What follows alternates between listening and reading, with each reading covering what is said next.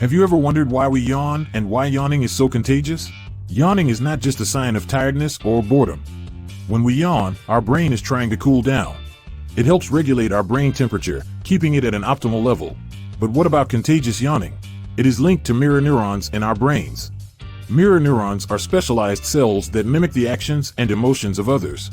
When we see someone yawn, our mirror neurons fire, triggering the urge to yawn ourselves. It's a social phenomenon, a way for our brains to connect and empathize with others.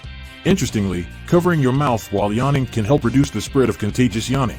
By suppressing the yawn, you can break the contagious cycle. So, the next time you yawn, remember it's your brain's way of keeping cool. Don't forget to subscribe for more intriguing facts and stay curious.